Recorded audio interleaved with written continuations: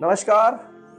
साई वाणी में आप सबका स्वागत। मेरे प्रिय आत्मा, इस बात की खुशी है कि प्रारंभ करो और जारी रखो इसी प्रमुख विचारधारा पर शिरडी के साईं बाबा ने हमें आशीर्वाद दिया और हमारे जीवन में बदलाव आने का कार्य शुरू हुआ।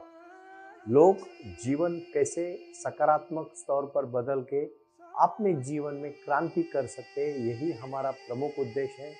शिरडी के साईं बाबा का पूरा आशीर्वाद, उन्होंने सिखाए हुए संस्कार और एक अच्छा इंसान और नागरिक, मेरी माता हो, मेरी भगिनी हो, मेरा भाई हो, मेरे व्यापारी मित्र हो, मेरे विद्यार्थी मित्र हो, जो भी इस विश्व में मानव जात के लिए प्राणी मात्र को अपना समझ के कार्य करता है, उन्हीं सभी के लिए साई वाणी समर्पित है। साई वाणी का मुख्य उद्देश्य है साई बाबा के विचार, साई बाबा का जीवन, जो संदेशा उन्होंने इस संस्कारों के माध्यम से दिया है, उसी से अपना जीवन बनाना और अपने कार्य के लिए जुड़ जाना। कुछ कर गुजरने के लिए मौसम नहीं, मन चाहिए। साधन तो जुट जाएंगे, वो साधन जरूर जुट जाएंगे। सिर्फ अपने पास एक हौसला चाहिए, एक विचार चाहिए, एक प्रगल्भता चाहिए और कुछ करने की मनीषा चाहिए, इच्छा चाहिए। ये ऐसी बहुत सारी बातें होती है। हम बहुत सारे विविध भाषाओं से जुड़े हुए इंसान है जो हम कुछ करना चाहते हैं। और मैंने कहा कि साई वाणी का प्रारंभ भी साई योग, साई क्रिया, साई ध्यान, इसी चीजों के लिए हुआ है। और उसमें से एक जीवन में बदलाव आती है, सकारात्मक सोच आती है, क्रांति होती है। और वो जीवन बदलने के बाद जो हम आगे जाके कुछ करना चाहते हैं, उसी को हम जीवन कहते हैं। इसमें कोई शक नहीं, कोई दौरा नहीं, कोई समस्या नहीं। कोई भी अपने जीवन में कार्य करने की ऐसी कोई नौबत नहीं आती है जो इंसान अपने जीवन में कुछ ना करे। अगर वो साई वाणी सुनेगा तो मुझे इतना विश्वास है कि वो अपने जीवन में क्रांति करेगा, उसमें कोई शक नहीं। दूसरी और महत्वपूर्ण बात मैं आपके साथ में साझा करना चाहता हूं कि आज बड़ी खुशी की बात है कि लोग योग और प्राणायाम से जुड़ रहे हैं, अपनी जीवन शैली को बदल रहे हैं और अपनी जीवन शैली को पाने के लिए कार्य कर रहे हैं। अभी नई श्रृंखला में जो साई वाणी आ रही है, उसमें वो जो सेंटर्स हमने शुरू किए, वहां की गतिविधियों को हम दिखाएंगे। ये बहुत अनमोल ऐसी क्रांति बाबा ने समाधि के बाद 100 साल के बाद, जो अभी शिरडी में हजारों करोड़ों साई के भक्त आते हैं, हमसे जुड़ते हैं, वो अपने निजी अनुभव हमसे साझा करते हैं। आज मेरे मित्र प्रमोद आंचलिया जी ने मुझे पूछा कि सुनील जी, आप हमें कहिए कि कौन सी ऐसी शक्ति है जो अध्यात्म से हमें हमारे जीवन में बदलाव लाएगी। प्रमोद जी, एक ही शक्ति है और वो है ध्यान की शक्ति। और साईं बाबा का ध्यान करना आपका निजी कर्तव्य है, इसमें कोई दोहरा नहीं। मैं छोटी सी कहानी से बात आपको कहना चाहता हूँ। हर बार मैं कहानी ऐसे ही समझाना चाहता हूँ कि वो आपको समझने में थोड़ा आसान हो जाए, और ये कहानी भी उसी प्रकार की प्रीतिपूर्ण कहानी, आप उसको ठीक से समझें। एक बार एक इंसान अपनी खेती में बहुत मेहनत करता है, लेकिन उसको फल नहीं मिलता। और वो क्या करता है ना, हर दिन सुबह अपनी पत्नी के साथ खेती में जाता और खेती को संभाल के रखता है, पूरी तरह से मशागत करता है, लेकिन उसको साल भर पूरेगा इतना अनाज भी नहीं होता। फिर वो बहुत थक जाता है, फिर भी वो काम करते करते रहता है। उसके बच्चे साइमल्टेनियसली बड़े होते जाते हैं और बोलते, पापा आप इतना मेहनत करो पिताजी, हम शहर चले जाएंगे। और वो इंसान क्या है ना, उस समय एक बच्चे जब शहर पढ़ने जाते हैं तो उस खेती में एक पेड़ होता है, उस पेड़ के साथ उसका लगन हो जाता है, एकदम अपनापन। वो पेड़ के साथ ही बात करता है, पेड़ के साथ ही खुश रहता है। और कुछ दिनों के पास बूढ़ा होकर वहीं मर जाता है। फिर उसका बेटा कुछ दिनों के बाद आता है। जैसे आजकल बहुत सारे परिवार मैंने देख, माँ बाप को संभालने के लिए तो उनकी दिक्कतें आती है, लेकिन उनकी जो प्रॉपर्टी होती है, उनकी जो जमीन जायदाद होती है, उसके ऊपर बहुत सारे, सबके बारे में मैं बात नहीं करता हूँ। पहले आप एक समझ लीजिएगा कि यहाँ किसी को नीचा और ऊंचा दिखाने के लिए मेरी बात नहीं है। मेरी बात सिर्फ उस विषयों के प्रति आपका ध्यान बटाने की है जो आज अगर कुछ कोई गलत कर रहा है तो वो सही मार्ग पे आए। क्योंकि जो सिद्धांत है, ये सिद्धांत भगवत गीता से लेके है। क्योंकि धर्म क्षेत्रे कुरुक्षेत्रे समवेताः युत्स्वा मामका पांडवा क्षैव किम कुर्वत संजय। जब अन्य धृतराष्ट्र ने संजय को पूछा कि बोल, मेरे कुरुक्षेत्र में मेरे और पांडु के पुत्र क्या कर रहे हैं, और उस पूरे युद्ध का वर्णन हमने देखा है, उसमें जो सबसे महत्वपूर्ण है, दृष्टवा तु पांडवानीकम व्यूढ़म दुर्योधनस्तदा आचार्य मुपसंगम्यम राजा वचनम अब्रवीत। जो व्यू रचना हमारी जिंदगी की भगवान ने की होती है, हमें पता नहीं होती। जब उसका पिताजी उस पेड़ से एकरूप होते हैं तो उसका बेटा भी कभी कभी गाँव आता है और पेड़ के पास जाके बैठता है, तो वो पेड़ उसको छाव देता है, पेड़ उसको आम के फल देता है, आम का पेड़ होता है, तो वो भी खुश हो जाता है। साइमल्टेनियसली पेड़ को भी उसके बेटे से लगा हो जाता है। देखो, प्यार बांटोगे ना प्यार मिलेगा, दुश्मनी बांटोगे दुश्मनी मिलेगी। एक दूसरे के प्रति अगर आप कोई गलत बातें करोगे, वो आपके साथ 101% गलत बातें करेगा। तो पेड़ ही होता है, वो तो आप जानते हैं, रुक्ष बोली यमा सोयरे वनचरे, ऐसा कहा जाता है। पेड़ छाव भी देता है ना, तो कभी नहीं कहता कि मैंने छाव दी। लोग आते हैं उसके नीचे खड़े रहते हैं, छाव लेके फल लेके निकल जाते हैं। हम शायद धन्यवाद देना भूल जाते हैं, क्योंकि हम बोल सकते हैं, लेकिन पेड़ तो बोलता भी नहीं है। पेड़ सिर्फ उसी में खुश हो जाता है कि कोई मेरे नीचे आके बैठा, उसने छाव ली, बड़ी कड़ी धूप में उसने छाव ली, मेरे फल लिए, इस बात में उसको खुशी है। और फिर कुछ दिनों के बाद सूखा हो जाता है, तो इसके अनाज खेती में कुछ नहीं होता है, तो फिर वो सोचता है कि मैं पेड़ को काट के बेचूं, और वो पेड़ को काटना चाहता है। पेड़ कहता है मुझे मत काट, कुछ दिनों में ये दिन बदल जाएगी, लेकिन उसके पास समय नहीं होता, उसको तो पैसे की पड़ी रहती है। वो पेड़ को काट देता है, और पेड़ का छोटा सा खूंटा बचा रहता है, और फिर वो शहर चला जाता है।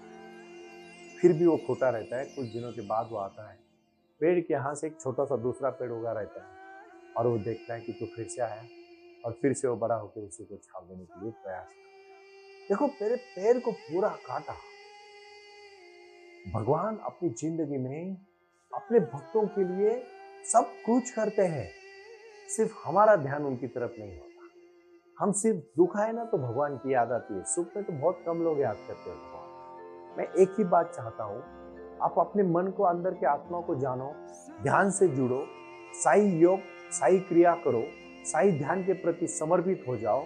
जिंदगी में सबसे बड़ी खुशी ये है कि आपको आपका खुद का एहसास होना, और आपका जन्म किस चीज के लिए हुआ है और क्या करने के लिए हुआ है। क्योंकि मैंने बहुत सारे अभी निजी प्रश्नों के साथ मैं यही आगे से शुरुआत कर रहा हूं कुछ दिनों में, लेकिन उसमें सबसे पहले है कि मैं पिछले 6 महीने से लगातार जमीन, आपके मन की जमीन, आपके तन की जमीन, आपके विचारों की जमीन, आपके कृति की जमीन को तैयार करने का प्रयास कर रहा हूं। क्योंकि जो भी मेरे भाई बहन शुरू से सुन रहे, मैं उनको ऐलान करना चाहता हूं, आज एक निवेदन देना चाहूंगा मेरी तरफ से, कि आप अपने जीवन में क्रांति के लिए पीछे मत हटना।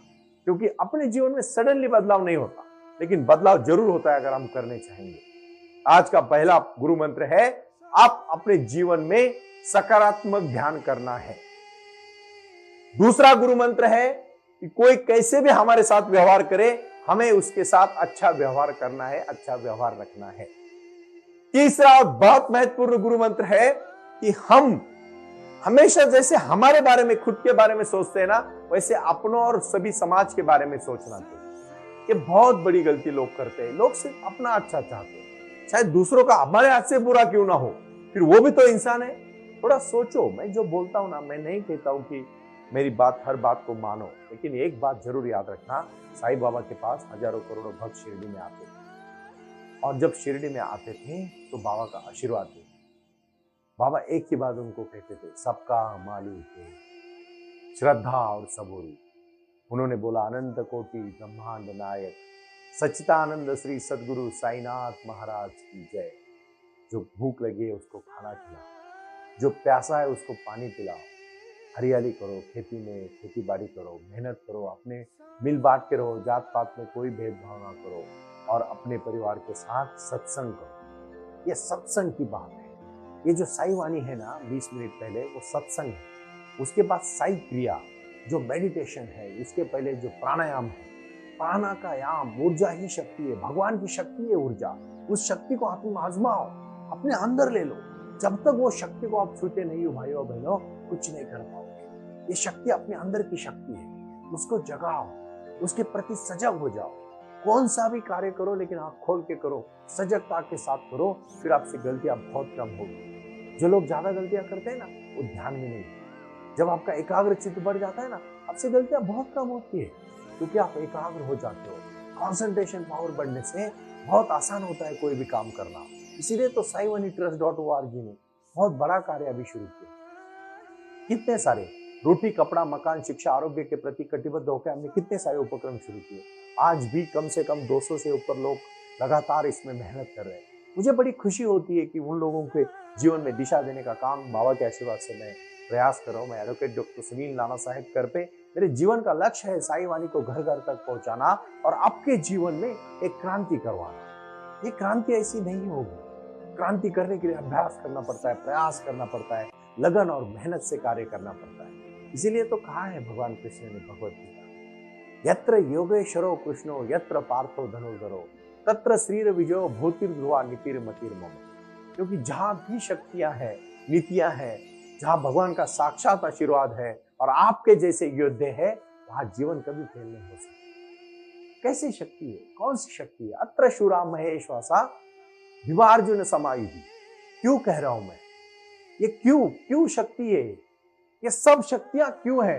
क्योंकि जब तक अपने जीवन में लक्ष्य को नहीं पाओगे, कुछ नहीं कर पाओगे। इसीलिए आज उठो, जागो और अपने अंदर झांको कि मुझे क्या करना है, क्यों आया हूं मैं इस धरती पे, क्या है मेरे जन्म का कारण, मेरे जीवन में जीने का कारण क्या है।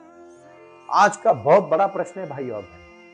जीने का कारण जिस दिन पता चलेगा, उस दिन आप कभी थकोगे नहीं, कभी रोओगे नहीं, कभी गुड़गुड़ाओगे नहीं, कभी कुछ परेशानी नहीं आएगी। अगर आ भी गई तो आप उसको हंसी हंसी पार करोगे। क्योंकि मैंने कहा था बहुत पहले, बारिश में छाता लेके खड़े रहना। छाता बारिश नहीं रोकता भाई, लेकिन बारिश में खड़ा रहने का साहस बांधता है। समस्या ध्यान करने से समस्या नहीं रोक सकते आप, वो तो आने वाली है और वो नहीं आएंगी तो जिंदगी का पता क्या चलेगा।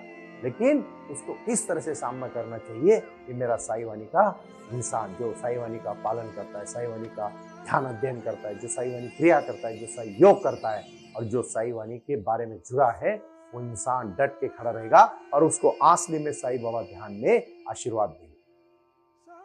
अभी ये मैंने जो कुछ बातें आपसे कही, इसमें हर एक ने आज मैं बोध की बात करना चाहूंगा। क्योंकि आज का बोध है कि पानी, गंगा बहती है बाजू से और आप अगर उसमें से पानी नहीं ले रहे हो तो फिर आप ये मत करो कि सूखा गिर गया बोलो। आप ये मत हो जाओ कि आप दुखी मत होना कि सूखा गिरा है, पानी नहीं है। अरे जब गंगा बह रही थी तो पानी इकट्ठा क्यों नहीं किया? जब तुम उम्र में बढ़ता जा रहा है, जब बढ़ रहा है, तेरी उम्र बढ़ रही, तुम पढ़ाई करने के समय पढ़ाई नहीं कर रहा है और बाद में सब पछता रहा है, क्या फायदा? जो बोओगे ना वही उगने वाला है। इसीलिए प्लीज मेरी आपसे दरखास्त है, मैं रिक्वेस्ट करना पसंद करता हूँ। रिक्वेस्ट मैं इसलिए करता हूँ क्योंकि फोर्स तो हमें करना नहीं है और करना नहीं चाहते हम किसी को फोर्स। हम सिर्फ एक चीज पे फोर्स करना चाहते हैं, उठो, जागो और तब तक मत रुको जब तक आप अपने मंजिल नहीं पाते हो। लेकिन मंजिल ही तय नहीं करते हो बहुत सारे लोग। कभी कभी मेरी बातों से आपको कड़वाहट आएगी, नहीं आएगी। मैं कोई विष की भावना से नहीं बोल रहा। मैं जो भी बोल रहा हूँ एक सिर्फ आपके जीवन में बदलाव आए, आपके जीवन में क्रांति आए, आपके जीवन में समझदारी के साथ आप आगे चले। क्योंकि साई वाणी का जो भगवत गीता का जो महत्वपूर्ण अंग है वो है अत्र शूरा महेश्वसा भीमार्जुन समायुधि विविधानो विरुटाश्च। क्यों क्यों क्यों क्यों ये क्यों बार बार क्यों मैं बोल रहा हूं? क्यों का मतलब पता चलना चाहिए। ये महारथ जो है, ये अपने जीवन का जो दृढ़ संकल्प है, जो अपने जीवन की भावना है, उसको पाने के लिए और प्रेरित करने के लिए मुझे गधों की भीड़ नहीं चाहिए। मुझे ज्ञानी लोगों का संगोपन चाहिए जो जुड़ेगा तो क्रांति करेगा। रोटी, कपड़ा, मकान, शिक्षा के प्रति हमें घर घर जाके लोगों से जुड़ के, इस साई वाणी का प्रारंभ है। मेरे आखिरी सांस तक ये कार्य चलता रहेगा और मेरे बाद भी कार्य चलता रहेगा। इस तरह से साई वाणी ट्रस्ट काम करेगा, उसमें कोई शक नहीं। लेकिन भाई और बहनों, उठो, जागो, अपने को क्यों प्रश्न पूछो। आज क्यों आया इस धरती पे, क्या है मेरे आने का मकसद और क्या है मेरे जिंदगी का मकसद। ये दो बातें जिस दिन समझ में आएगी, मेरी साई वाणी आपको मार्गदर्शन करेगी। ये बाबा का आशीर्वाद, मैं तो निमित्त हूं। इसको कार्य करने के लिए आज सुनील नरोला जी, शैलजा नरोला जी, शिखर संभव जी, सुदर्शन बालाजी, हमारे प्रीतम अग्रवाल जी, हमारे बाहर के मित्र सब जितने भी, एस के मेनन साहब, इतने सारे लोग अभी हर जगह से, सचिन जी हमारे, जो हमारे पंजाब के मित्र है बेरा साहब जी, या हमारा सुदेश भाई, या हमारे शंकर सिंह वाघेला जी, जो हमारे गुजरात के बारड साहब हैं, हमारा यश है, हमारा आज हिमांशु है, हमारे साथ डॉक्टर पवन है, हमारे साथ डॉक्टर शेंडे है, हमारे साथ जो निर्माती के लिए कार्य करने के लिए, जो आज मैं इस सभी के नाम इससे लेना चाहता हूँ, हमारे मध्य प्रदेश से देशमुख जी है, हमारे इंदौर के गुप्ता साहब है, हमारे ग्वालियर के हमारे सिंधिया साहब के घराने के अकोलकर जीजा जी है, राहुल जी है। ये सब लोग, आज मैं मध्य प्रदेश में जाता हूं तो मैं इन सब लोगों को देखता हूं। हमारी दिल्ली से हमारी बहन जो जुड़ी है, रुचा मैडम जुड़ी है, बहुत अच्छा कार्य कर रही है। और इन सब जायसवाल जी है, जो हमारे परम मित्र मेहरा साहब है, अरोरा साहब है, शांति कुशल शर्मा साहब है, हरियाणा की मेरी बहन पहले दिन से मुझे जो सुन रही है, शांति कुशल जी है। इन सब लोगों को मैं आज एक विनती करना चाहता हूं, आप अपने सेंटर्स को और बढ़ाओ, लोगों को ज्ञान देने का काम हम सब करेंगे। साई वाणी में एक ही है, उठो जागो और तब तक मत रुको जब तक आपको मार्ग नहीं मिलता। प्रणाम। ओम साई राम। प्रारंभ करो, जारी रखो। इसी विचारधारा से साई वाणी का प्रारंभ हुआ। शिरडी के साई बाबा का आशीर्वाद पाके खुद अपने जीवन में एडवोकेट डॉक्टर सुनील नाना साहेब करपे जी ने साई वाणी के इस कार्यक्रम को प्रारंभ करते हुए 21वीं सदी को सही में साई बाबा के आशीर्वाद से लोगों के जीवन में बदलाव एवं खुशियां लाने के लिए साई वाणी का प्रारंभ किया। लगातार लोग साई वाणी को सुनते आ रहे हैं। साई कृपा जो साई ध्यान से जुड़ी हुई है, क्योंकि मेडिटेशन ही एक ऐसी शक्ति है जो जीवन में क्रांति ला सकती है, बदलाव ला सकती है और खुशियां दे सकती है।